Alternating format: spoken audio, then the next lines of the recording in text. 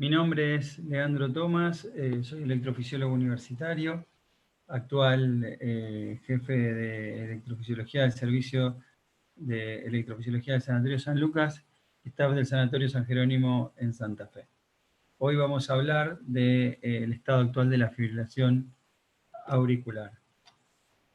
La fibrilación auricular es la arritmia sostenida más común de los países desarrollados. La prevalencia de esta arritmia en las sociedades occidentales oscila entre el 1 y el 2% de la población. En Argentina, 1 millón de personas pueden padecer actualmente y el número proyectado para los próximos 40 años puede duplicarse. Y la fibrilación auricular está asociada a un incremento de la mortalidad del ACV, la insuficiencia cardíaca, las hospitalizaciones, y empeora la calidad de vida y disminuye la capacidad de realizar ejercicios. Así tenemos también que, si hablamos de la prevalencia, en mayores de 60 años es aproximadamente de un 3,8% y que en mayores de 80 años 1 de cada 10 pacientes puede padecer fibrilación auricular. Hay varias teorías que explican su origen, entre ellas 3 de las más aceptadas es la teoría de los múltiples circuitos de reentrada, donde la fibrilación auricular se produciría por la existencia de varios frentes de ondas que se desplazan a lo largo del tejido auricular existente. Las hipótesis focales, donde la fibrilación auricular estaría mantenida por la descarga continua de un foco de alta frecuencia originado en las venas pulmonares o sus proximidades, y cuyos frentes de activación se fraccionan y desorganizan en el tejido circundante, dando lugar a la conducción fibrilatoria. O la hipótesis de los rotores, donde también un latido ectópico generado en las venas pulmonares, ¿sí? Generaría un frente de onda que avanzaría y generaría principalmente reentradas funcionales, ¿sí? Que girarían en toda la aurícula y perpetuarían el mecanismo de la fibrilación auricular. Estas teorías no son excluyentes, sino que pueden explicar tanto la fibrilación auricular paroxística como la fibrilación auricular persistente en diferentes momentos. Nosotros en la revista Conarec publicamos algo sobre la historia de la fibrilación auricular, y tenemos que la fibrilación auricular no solamente es la arritmia más frecuente, sino que es la más antigua, porque en el año 1906 ya Winter había acuñado el concepto de reentrada auricular, y en el año 1912 Lewis propuso múltiples focos de actividad eléctrica auricular. Ya en el año 59 Moe y colaboradores postularon que la persistencia de la FA dependía de la coexistencia de varias ondas de reentrada en las aurículas que colisionaban y dividiéndose en circuitos hijos según encontraba el tejido excitable, y acuñó el concepto de conducción fibrilatoria. En el año 85, Aloisi, apoyando la teoría de Moe, agrega el concepto del tamaño de la aurícula, la dispersión del periodo refractario y el deterioro de la velocidad de conducción, que estos fenómenos se perpetúan y se sostienen conforme pasara el tiempo. Y así acuñó el concepto de que la FA generaba más FA. En el año 98, el grupo de Heisager en Francia publica una serie de 58 pacientes donde la fibrilación auricular provenía de focos alojados dentro de las venas pulmonares, y como mediante la eliminación de estos la fibrilación auricular desaparecía. Acuñó el concepto de fibrilación auricular focal por primera vez, y esos trabajos han mostrado que este sustrato fisiopatológico se corresponde bien con los pacientes que presentan fibrilación auricular paroxística. En cambio, en el grupo de pacientes con fibrilación auricular persistente, y aún más en los pacientes que presentan fibrilación auricular persistente de larga duración, el mantenimiento de la arritmia depende más de la presencia de rotores. Los rotores, como dijimos ya, están constituidos por un núcleo rotador que genera una onda de activación en espiral en la aurícula izquierda. Los rotadores pueden ser estables, fijos o variables y desplazarse dentro de la aurícula. Heisager nuevamente ha correlacionado el número de rotores con la antigüedad de la fibrilación auricular. Y estos conceptos se desprenden de la ablación de fibrilación auricular. Por lo tanto, la aproximación de este tratamiento depende si la fibrilación auricular es paroxística o es persistente. Hablando nuevamente de los rotores, podemos decir que estos son, como dijimos, ondas en espiral que rotan rápidamente existiendo en el seno de la fibrilación auricular. Así tenemos que tienen, como dice aquí, como se ve aquí, una forma de espiral que a medida que avanzan van dejando refractarios sus costados y van avanzando, perpetuando la fibrilación auricular. Cuando hablamos de la clasificación de esta arritmia, decimos que se acepta principalmente que la FA paroxística es la FA que termina espontáneamente o por una intervención durante los primeros 7 días de inicio, ¿sí? En cambio, la fibrilación auricular persistente es aquella que continúa más allá de los 7 días. Y después tenemos la FA persistente de larga duración, que es aquella que la FA continúa por más de 12 meses. La fibrilación auricular permanente es aquella que no hay un mecanismo fisiopatologénico que la defina, sino que es aquella que, tomada la decisión con el médico y con el paciente, es cuando se decide no hacer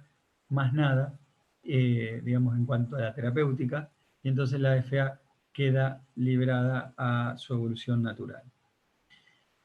La FA es una enfermedad progresiva. Este concepto es muy importante porque el primer episodio de fibrilación auricular se produce y en algunos pacientes, luego de casi 2 años, la FA vuelve a recurrir. A los 3 años recurre y se puede poner persistente y ya casi llegando a los 4 años o 5 años, ya la fibrilación auricular, si no media ningún tratamiento, puede quedar en forma permanente. Es decir, que en el 20% de los pacientes la fibrilación auricular progresa desde paroxística persistente dentro de 1 año de ser diagnosticada, es decir, que es una enfermedad progresiva. Y esto muestra que se producen cambios en la estructura de la aurícula izquierda, ¿sí? Cuando el paciente está en ritmo sinusal y empieza a tener fibrilación auricular. Así acuñamos el concepto de miopatía auricular, en donde debido a un estiramiento auricular o a inflamación o estrés oxidativo, la aurícula va sufriendo principalmente un remodelado eléctrico, que eso sí continúa, se produce un remodelado mecánico terminando en fibrosis, a la vez que se produce un éstasis sanguíneo, una disfunción endotelial y todo esto puede llevar primero, digamos, a fibrilación auricular y en paralelo a trombosis. Así podemos definir a la miopatía auricular en 4 estadios, donde los primeros estadios tenemos, digamos, un riesgo incipiente de desarrollar la miopatía auricular por la inflamación, el estrés oxidativo y el estrés mecánico, donde eso produce, como dijimos, un remodelado eléctrico y estructural, que principalmente es detectable por estudios en el estadio B, pero el paciente está asintomático, y ya en el estadio C se manifiesta por fibrilación auricular, incluso stroke, y si no media ningún tratamiento, este remodelado puede llevar a la fibrosis, que es en estadio D donde se produce una miopatía irreversible y ya los cambios no pueden volver hacia atrás. Cuando hablamos de cómo abordar la fibrilación auricular, ¿sí? Tenemos 3 parámetros importantes. El control de la frecuencia ventricular,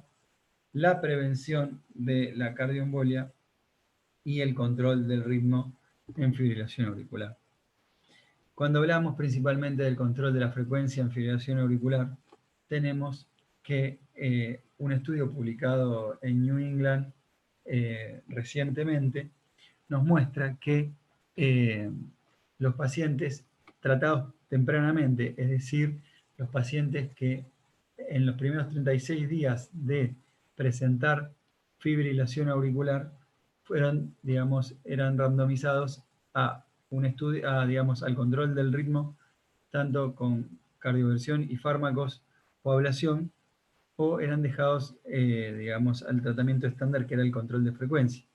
Y el endpoint primario fue el combinado de muerte por todas las causas, internaciones por insuficiencia cardíaca y stroke. Y se demostró claramente que a los 5 años, ¿sí?, le va mucho mejor a los pacientes, digamos, y en forma significativa a los pacientes que fueron tratados precozmente, versus los que se dejó un tratamiento solamente de control del ritmo. Por lo tanto, la enseñanza que nos daban de que el control digamos, de la frecuencia era igual que controlar el ritmo, claramente los nuevos estudios están demostrando que no es así. Cuando hablamos del control de la frecuencia en fibrilación auricular, tenemos varios fármacos que pueden lograr este objetivo, entre ellos los beta bloqueantes, donde principalmente, digamos, la limitante es que tiene una contraindicación relativa para el asma bronquial, el EPOC, entre otras cosas, y la insuficiencia cardíaca descompensada. Los bloqueantes clásicos como el diltiazem, el verapamilo, donde la limitante es que no se puede dar en pacientes que tienen fracciones de eyecciones menor al 40%. Los digitálicos, como la dioxina, ¿sí? Que hay que tener mucho cuidado cuando el paciente tiene falla renal principalmente, y hay que disminuir la dosis. Y la miodarona, que para el control de la frecuencia solamente se utiliza como coadyuvante a los otros medicamentos cuando los otros medicamentos por sí solos no pueden controlar la frecuencia de la fibrilación auricular. La frecuencia de la fibrilación auricular, cuando no es controlada o toda la terapéutica farmacológica falla, tenemos, digamos, la alternativa de implantar un marcapasos unicameral, BBI, y acompañarlo de una ablación por radiofrecuencia del nódulo B, y con esto el marcapasos controlaría la frecuencia de la arritmia y la arritmia quedaría alojada en la aurícula, no pasando al ventrículo. ¿Sí? Esto se usa en última instancia, pero es el tratamiento final del control del ritmo cuando, perdón, de la frecuencia, cuando fallan el resto de las terapéuticas. El otro pilar importante es la prevención de la cardioembolia en fibrilación auricular. Sabemos que los pacientes, digamos, para prevenir, digamos, el riesgo de stroke, existen dos scores muy utilizados, que son el CHADS-2 y el CHADS-2-BASC, que principalmente hoy en día el más utilizado es este segundo score, donde tiene parámetros como insuficiencia cardíaca, hipertensión arterial, edad, diabetes, ACV, enfermedad vascular y sexo femenino. Todo esto, digamos, suma una puntuación y el riesgo anual según la puntuación que cada paciente tiene. Y para valorar, digamos, la anticoagulación, además sopesamos el riesgo hemorrágico que tiene el paciente, donde uno de los scores más usados es el HAS-BLED, que también tiene una puntuación de 9 y tiene parámetros muy similares a, digamos, el score de CHADS-BASC. El score de CHADS-BASC es utilizado por encima del score de CHADS porque, digamos, discrimina mejor a los pacientes con bajo riesgo de cardioembolia y, digamos, es el score más utilizado por guías actualmente para definir la anticoagulación. Y es importante que en la prevención de cardioembolias, actualmente, los pacientes con fibrilación auricular y score de CHADS-BASC 2 o más en hombres o 3 o más en mujeres, deben recibir un anticoagulante, ya sea warfarina, dabigatran, rivaroxaban, apixaban o edoxaban, que en pacientes con fibrilación auricular, exceptuando los pacientes con estenosis mitral severa o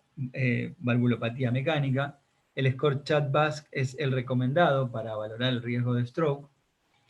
que principalmente los NOACs, como el dabigatran, rivaroxaban, apixaban o edoxaban, son recomendados por encima de la warfarina actualmente, y que entre pacientes tratados con warfarina es importante en el comienzo de la administración hacer un RIN semanalmente y una vez que esté estable el RIN entre 2 y 3, principalmente diferir, digamos, la visita al hematólogo una vez al mes. La función renal y la función hepática debería ser evaluada anualmente en pacientes que reciben NOACs, ¿sí? Esto es parte de las últimas recomendaciones de las guías del 2019, que son las últimas publicadas. Y bueno, uno de los temas más importantes y pilares actualmente en fibrilación auricular es el control del ritmo en esta patología. El efecto, digamos, cuando hablamos de control del ritmo, lo podemos hacer con drogas o con la ablación por catéter. Y aquí es importante hablar del estudio Cabana, que es un estudio randomizado que salió publicado en el año 2019, donde muestra que los pacientes que son sometidos a la ablación de fibrilación auricular presentan menor carga rítmica después del periodo inicial de los 3 meses, que es el periodo de Blanqui, el periodo postinflamatorio, el periodo inflamatorio post-ablación. Exceptando este periodo, los pacientes presentan menor carga rítmica cuando se los compara con los pacientes que solo recibieron fármacos antiarrítmicos. Y así tenemos que el concepto de carga de fibrilación auricular es muy importante porque nos habla de la cantidad de fibrilación auricular que el paciente presenta en 24 horas. ¿Sí? Esto es determinado por algún registrador, como puede ser un Holter cardíaco, y esto, como dije, disminuye drásticamente cuando comparamos la ablación con el tratamiento solo de drogas. Así, el control de fibrilación auricular, cuando hablamos de medicación, cuando el paciente está en ritmo sinusal, para controlar el ritmo, podemos usar flecainida o propafenona como fármacos de la clase 1C y tener en cuenta que a partir del estudio CAST, estas están contraindicadas en pacientes que tengan principalmente cardiopatía isquémica y que esto se traspola a todas las cardiopatías estructurales, ¿sí? Quedando limitadas estas drogas solo para pacientes sin cardiopatía estructural. Ya cuando empezamos a hablar de pacientes con cardiopatía estructural, incluso es de elección también en pacientes que no presentan cardiopatía estructural, pero que tienen intolerancia, por ejemplo, a flecainida y propafenona, encontramos los fármacos antiarrítmicos de la clase C, como el sotalol y principalmente la amiodarona, sabiendo que estos fármacos se debe monitorizar el QT, principalmente en las primeras semanas de administración, ¿sí? Porque prolongan el QT, pudiendo producir todas las complicaciones devenidas del aumento del QT, ¿sí? Como torsión de punta, ¿sí? o fibrilación ventricular. Y saber que la amiodarona también es un fármaco que produce a largo plazo, si bien es un fármaco que tiene una uso-dependencia negativa, es decir, que funciona muy bien en frecuencias cardíacas bajas, saber que este fármaco de alguna manera presenta mucha toxicidad a largo plazo, como acumulación en tiroides, acumulación en retina, en pulmón, en hígado y en piel. Esto puede generar efectos adversos muy lesivos si se la administra a largo plazo. En cambio, cuando hablamos de la ablación de fibrilación auricular, que es el otro extremo de tratamiento, en el control del ritmo de fibrilación auricular, tenemos que saber que actualmente la ablación de fibrilación auricular se recomienda en pacientes que tienen FA paroxística sintomática, que pacientes que han sido refractarios a drogas como la amiodarona, flecainida, propafenona o sotalol, ¿sí? Y que, digamos, se quiere hacer el tratamiento para digamos, control del ritmo de fibrilación auricular, y esto es clase 1A. Y también la ablación de la fibrilación auricular estaría razonablemente indicada en pacientes sintomáticos con FA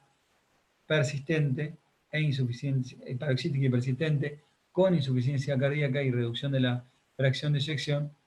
porque potencialmente disminuiría la mortalidad, como lo demuestran algunos estudios que vamos a explicar posteriormente. Tenemos que en el año 1998, como ya se dijo, el grupo de Heisager demostró que los potenciales que están dentro de la vena pulmonar, al ser borrados mediante el aislamiento de la vena pulmonar o al ser eliminados, esto elimina la fibrilación auricular, y en base aquí a este descubrimiento empiezan a aparecer todos los intentos por aislar las venas pulmonares e intentar avanzar en el control del ritmo en fibrilación auricular. Así, tenemos que en el año 95 las ablaciones por radiofrecuencia de primera generación tenían, digamos, mapeos electroanatómicos más rudimentarios que fueron mejorando hacia el año 2009. En el año 2010 aparece también la tecnología de frío con el criobalón de fibrilación auricular. Y ya en el año 2012 aparecen la tecnología multielectrodo, y ya en el 2014 aparecen los sensores de contacto, ¿sí?, que aumentan la eficacia de la ablación de fibrilación auricular para el control de esta arritmia. Dentro de las técnicas tenemos que estos focos en fibrilación auricular, como dijimos, los focos se encuentran dentro de las venas pulmonares, entonces el aislamiento, que en este caso es antral porque se hace en el antro de la vena, generaría el aislamiento dejando alojada dentro de la vena los potenciales, digamos, que gatillan el inicio de la fibrilación auricular y no dejándolos pasar a la aurícula izquierda. Pero cuando ya hablamos de fibrilación auricular persistente, donde hay sustratos en la, digamos, en la aurícula misma, aquí la ablación se vuelve un poco más compleja y ya tenemos diferentes grados de lesiones que pueden ser en la pared posterior, pueden ser en el techo de la aurícula, pueden ser en el piso o simplemente en las zonas de transición donde hay tejido no viable y tejido viable, y con esto lo que logramos hacer es disminuir los potenciales que se encuentran, o los potenciales fraccionados que se encuentran en la pared de la aurícula, y esto corresponde más a una técnica de fibrilación auricular persistente. Así, como muestran aquí, muestra este dibujo, una vez pasada la aurícula izquierda, se coloca un catéter circular dentro de la vena pulmonar que genera un registro de potencial de venas pulmonares, y al hacer el aislamiento de las venas estos potenciales se borran porque hay un bloqueo de entrada, es decir, que los latidos que vienen desde la aurícula ya no entran a la vena pulmonar, entonces este catéter que registraba potenciales no los va a poder registrar más porque ya no entra, digamos, el potencial a la vena. Normalmente la entrada de la aurícula izquierda la hacemos guiada por ecografía intracardíaca o ecografía transesofágica, y una vez dentro de la aurícula izquierda vamos tomando anatomía tridimensional, ¿sí?, con este catéter circular o el catéter de ablación, ¿sí?, y vamos dibujando tanto la aurícula izquierda como las venas pulmonares para luego tomarlo de guía en el desarrollo del aislamiento de las venas pulmonares. También aquí nosotros podemos hacer mapas de voltaje, que son el sinónimo de tener una resonancia, donde podemos ver, digamos, las zonas viables y no viables tanto de la aurícula como de las venas. Y una vez terminada la anatomía, aquí nosotros con el catéter diferenciamos las venas pulmonares, y estos puntos rojos son los que vamos aplicando para tener una guía de aislamiento. Y aquí este número que ven son números que nos permiten ver el contacto y la fuerza que hacemos al aplicar justamente contacto con el catéter en la vena pulmonar, y así tener una lesión más eficaz y evitar también perforaciones auriculares. Como dijimos, la ablación de fibrilación auricular se puede hacer con calor o con frío. El ejemplo que di es por radiofrecuencia, pero también existe el criobalón de fibrilación auricular, que es un balón expandible que se adosa a, digamos, a la circunferencia de la vena pulmonar,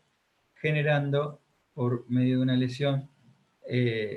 digamos, de frío, el aislamiento circunferencial de la vena y a raíz de esto sale el estudio Fages and Ice que demuestra que la crioablación es no inferior en cuanto a tasa de eficacia en fibrilación auricular, por lo tanto actualmente usamos las dos técnicas para el aislamiento de las venas pulmonares. Bien, y si hablamos de la ablación por radiofrecuencia en fibrilación auricular, y si esta tiene algún efecto sobre la mortalidad, podemos decir que el estudio Cabana demostró que no hay diferencias significativas en cuanto a mortalidad en el grupo de tratados con drogas y el estudio, digamos, y tratados con ablación, ¿sí? Básicamente eso es lo que muestra, pero sí, como dije hoy, se demuestra una disminución en la carga de fibrilación auricular con la ablación y esto a largo plazo podría generar algún beneficio en cuanto a disminución de la tasa de stroke y por lo tanto disminución en la mortalidad, pero bueno, faltan otros estudios que lo demuestren. Pero sí, en pacientes que tienen insuficiencia cardíaca y ablación por catéter, el estudio Castle-IF mostró que en pacientes seleccionados sí puede haber una disminución en la mortalidad, es decir, estos son pacientes con deterioro de la función ventricular que son sometidos a ablación de fibrilación auricular, por lo tanto, digamos, es crítica la selección de pacientes a la hora de esta intervención. Se benefician más los jóvenes menores a 65 años. Dentro de los pacientes que tienen deterioro de la función ventricular, se beneficiaban los pacientes que tenían mejor fracción de disección, es decir, los que estaban mayores a 25%. Los que estaban en clase funcional principalmente 2, y los que tenían menor grado de tardío por niño en el ventrículo o un score de Utah auricular en score bajo. Así vemos qué pasa en el mundo real con la ablación de fibrilación auricular. Y así podemos decir que el riesgo de mortalidad de la ablación por catéter, en una serie publicada en los Estados Unidos en JACC el año pasado, una serie de 60.000 pacientes admitidos para ablación de fibrilación auricular, que la tasa de mortalidad temprana es muy baja y es del 0,5%, ¿sí? Haciendo esto un método muy seguro. En Argentina, nosotros también publicamos los resultados en este estudio de 1.000 pacientes hecho en el Instituto Cardiovascular de Buenos Aires, donde mostramos que la recurrencia temprana, es decir, en los primeros 3 meses post-ablación de fibrilación auricular, es del 14%, y la recurrencia al año es aproximadamente del 22%, digamos, con ablación de fibrilación auricular, teniendo una tasa de complicaciones que llega al 4%, principalmente determinada por, digamos, las complicaciones vasculares como pueden ser las fístulas, el pseudoaneurisma o el sangrado de la punción femoral, y en menor medida el AIT, el taponamiento o el hemotórax intraprocedimiento. También mostramos que los factores predictores de recurrencia a largo plazo, uno de los más importantes es que la recurrencia en este periodo de Blanking, que es este periodo inicial posablación de los primeros 3 meses, y principalmente en el mes 2 y en el mes 3, muestran que los pacientes que recurren en este periodo tienen mayor chance de recurrir al año, ¿sí? Y este sería un predictor adosado a los predictores ya conocidos como la fracción de eyección o el tamaño de la aurícula izquierda. Así, ¿cómo seguimos a estos pacientes? Cuando el paciente, digamos, se realiza una ablación de fibrilación auricular, en los primeros, digamos, 3 meses post-ablación, en el periodo, como dijimos, de Blanking, los pacientes deben ser seguidos más detalladamente, y aquí el paciente continuará primeros 3 meses con antiarrítmicos y los primeros 2 meses, independientemente del CHADVASC, con anticoagulación, pudiéndose retirar luego, si no hay evento de fibrilación auricular, la anticoagulación en CHADVASC menores a 12 en hombres o menores a 3 en mujeres. Se realizarán holter de 24 horas al mes 2, 3, 6, 9 y 12 posablación y se tomará como recurrencia toda FA, taquicardia auricular o aleteo auricular que dure más de 30 segundos en el seguimiento post-ablación. Por lo tanto, la fibrilación auricular es una enfermedad altamente prevalente con severas complicaciones incapacitantes. El tratamiento anticoagulante debe realizarse con NOACs preferentemente. La tendencia actual es a realizar un tratamiento precoz que logre el control del ritmo cardíaco y la ablación de fibrilación auricular es un procedimiento seguro y superior a los fármacos antiarrítmicos como estrategia del control del ritmo. Muchas gracias.